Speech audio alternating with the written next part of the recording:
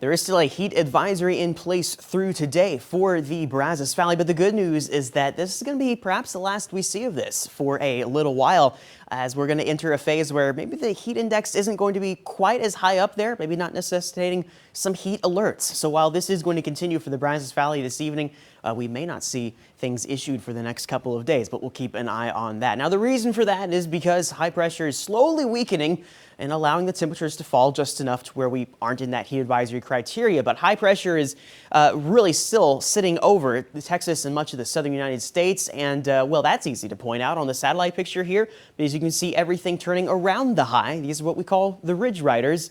And these are some thunderstorms, occasionally severe, up towards the nation's Midwest. But we are going to have to wait for this to break down before we see any kind of rain. It's going to be a few days before those chances make it in. As of right now, we've just been seeing a little bit of cloud cover trying to work its way in, kind of developing off the Gulf. You see those little white clouds there, but they're not making it too far inland, and it should be a relatively clear evening and night as we go into tomorrow. And speaking of which, it is likely going to play out like we've seen over the past few days, with maybe a few clouds here and there, but I think for the most part, we're looking at pretty sunny conditions. Now, here's the one difference is, again, we don't have heat alerts to talk about. It will still be hot. Let's not get that confused, but just below those heat advisory standards. So just keep that in mind as you're out and about. And then into Friday evening, we will see, again, some sunshine with a few clouds here and there. Maybe things looking a little bit more on a partly cloudy side on Saturday as opposed to mostly sunny.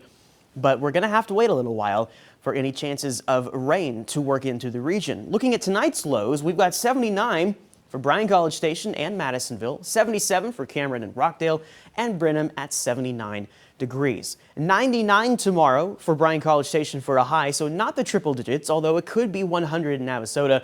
97 in Franklin, 97 in Cameron as well. Now, it will feel like 100 plus at times, but not necessarily high enough to have that heat advisory out there. So winds this evening are going to remain out of the south at about 7 to 10 miles per hour. And tomorrow, not all that breezy, about an 8-mile-per-hour wind, and it will continue to be out of the south, perhaps a little bit southwesterly. Finally, that 10-day forecast shows some numbers that are slowly creeping downwards. 98 on Saturday, 98 on Sunday, and 97 on Monday. That's still pretty hot, but again, it's not as hot as where we've been. 4th of July, 97 degrees, and we're calling a 20% chance of rain and thunderstorms. And you'll notice that continues to be the case for many of the days next week. In other words, there could be a stray shower or thunderstorm here or there, but I'm not expecting too many. So I really don't think you're going to get plans rained out for the 4th of July, but it will be hot for the holiday nonetheless.